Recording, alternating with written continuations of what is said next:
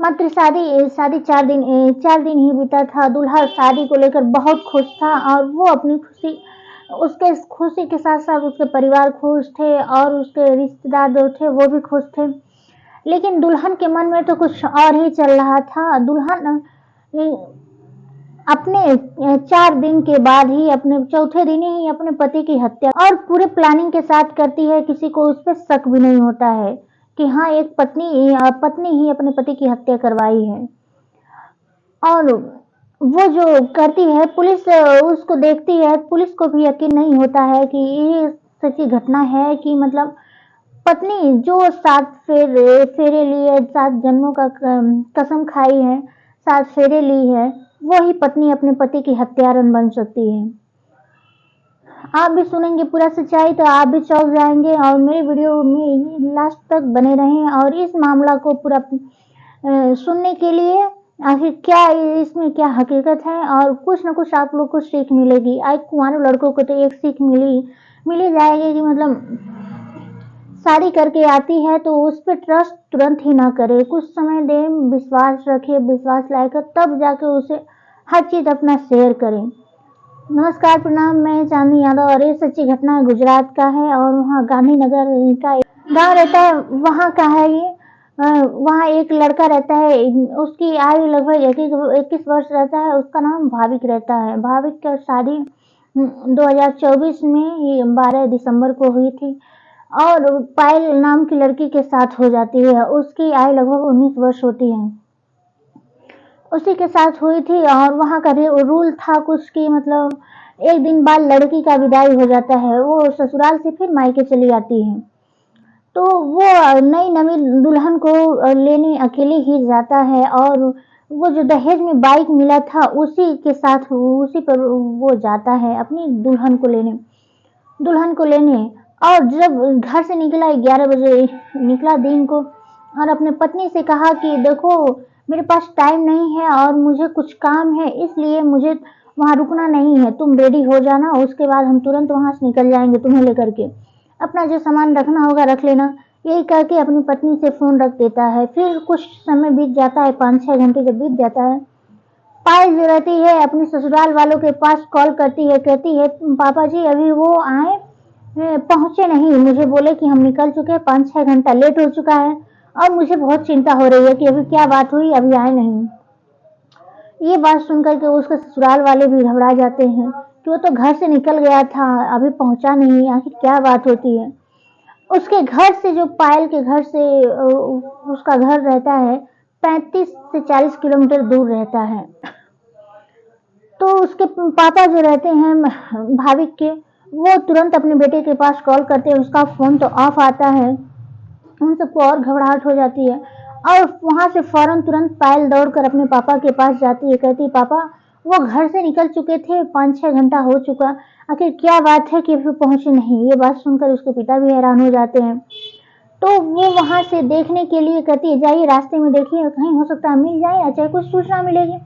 तो वो वहां से निकल जाते हैं देखने के लिए। तो रास्ते में कुछ रास्ते भी आते हैं तो वहाँ जो दहेज में गाड़ी दिए थे वो वहाँ पर रास्ते में खड़ी थी। गाड़ी को देखकर पहचान जाते हैं। तो वहाँ जब गाड़ी के पास गए तो वहाँ बहुत सारे लोग भीड़ इकट्ठी हुए थी।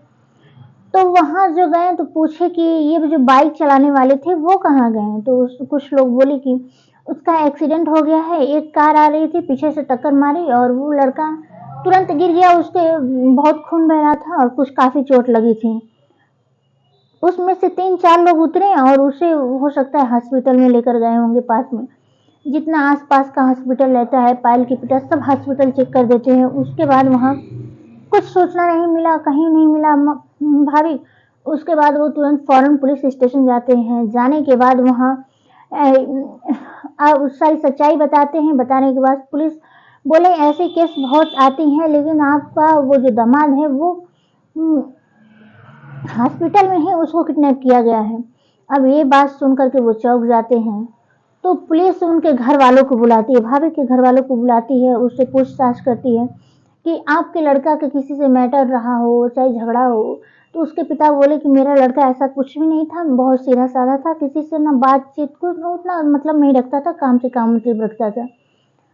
तो पुलिस जब ये सच्चाई जान ली उसके बाद लास्ट उसका फ़ोन का लोकेशन चेक करती है भाभी का, तब उसकी पत्नी जो रहती है उसका लास्ट लोकेशन पत्नी का ही रहता है। वही तुरंत पुलिस फ़ौरन पायल के पास पहुँचती है। वहाँ जितने लोग रहते हैं तो वो शॉक में हो जाते हैं कि आखिर नई नवेली दुल्हन, अभी 4 दिन शादी हुआ, वो कैसे अपने पति को अगवा किडनैप करवा सकती है। उन लोगों को तो बस पता था कि किडनैप ही हुआ है, मामला तो कुछ और पहुंच गया था। जब पुलिस पायल से पूछताछ की तो वो बोली कि मेरा एक मेरा लड़का है, मेरा भाई लगेगा, उसी के साथ उसका अफेयर रहता है और उसका नाम कमलेश रहता है, वही उसे किडनैप किया है।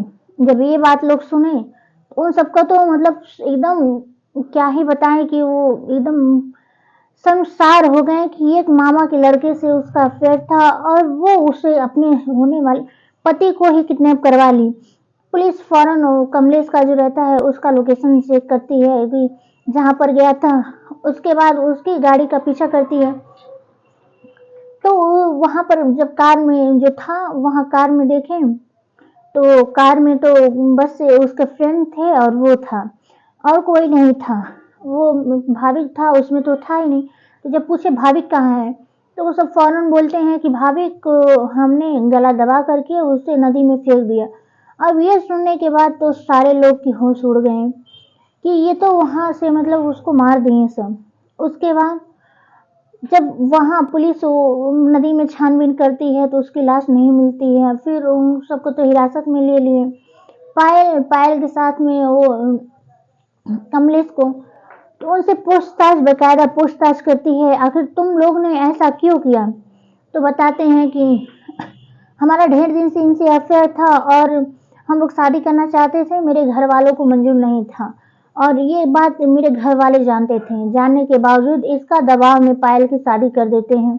हम लोग, पायल भी राजी नहीं रहती, हम लोग भी राजी नहीं रहते हैं। इसी बात से जब उसकी शादी होने के बाद वो ससुराल जाती है, वहाँ नहीं रहना चाहती, नहीं रहता है और इसी बात से पायल शायद खुश भी नहीं रहती है। जबकि वो तो उसी पहली रात था तभी भाविक से अपने आप से दूर रखी। किसी बोली कि मुझे कुछ टाइम चाहिए तुम्हारे पास सोचने के लिए कि मैं तुम्हारे साथ रहूंगी, कि मतलब बातों में उसे उलझाती रही। भाविक सीधा साधा लड़का था, उसकी बातों में वो मान गया। उसके बाद वो 102 दिन यही हाल करती रही। तब तीसरे दिन तो मायके चली गई थी और वो वहीं पर कमलेश के साथ प्लानिंग कर लेती है, अच्छा खासा प्लानिंग कर लेती है उसे मारने के लिए और बोली कुछ जल्दी करो, इसके साथ मैं नहीं रहना चाहती और मुझे यहाँ से जल्दी से निकालो, मैं तुम्हारे बिना भी नहीं रह सकती, जल्दी कुछ करो। उससे पहले कि पूछी कब आओगे, वो भाविक से पूछ लेती है कब आएंगे, आखिर उसे और रास्ता पूछ लेती है, उसका लोकेशन पूछ लेती है कि किस रास्ते आएंगे। उसके बाद वो कमलेश के पास लोकेशन भेज देती है क्योंकि किसी और को तो नहीं पता था। उसका पत्नी होने के नाते वो जब उसे फोन की तो प्यार से पूछी, प्यार से वो बता दिया। उसे मन में ये रहा होगा कि मेरी पत्नी मुझे बहुत प्यार करती है और मुझे बहुत केयर है उसका मेरे प्रति, और वो सारा डिटेल उसे बता देता है। लेकिन उसे ये नहीं पता था कि मेरा रास्ता कुछ और ही है उसके प्रति। वो बता दिया। उसके बाद वहाँ दोनों आते हैं और उन दोनों के साथ में दोस्त भी रहते हैं, उन सबको किडनैप करके लेकर जाते हैं। जब पुलिस दोनों अपने हिरासत में ले लेती है और एक दो दिल के बीच में एक भाविक मासूम बेचारा, उसकी जो कोई गलती नहीं रहती है, उसकी हत्या करवा देती है कि जहाँ की उसकी कोई गलती ही नहीं होती है। मान लेते हैं अरेंज मैरिज शादी होता है, पायल को प्यार था, भाविक को तो नहीं था, लेकिन भाविक का क्या कसूर था कि उसे मौत की घाट उतरवा दी। आप लोग को वीडियो में कुछ सीख मिला होगा तो जरूर लाइक सब्सक्राइब करिएगा। मिलते हैं नेक्स्ट वीडियो में और अपना कमेंट में अपना नाम और एड्रेस जरूर बताइएगा कि आप लोग कहाँ से देख रहे हैं वीडियो। मुझे बहुत अच्छा लगेगा कमेंट पढ़ करके। तो मिलते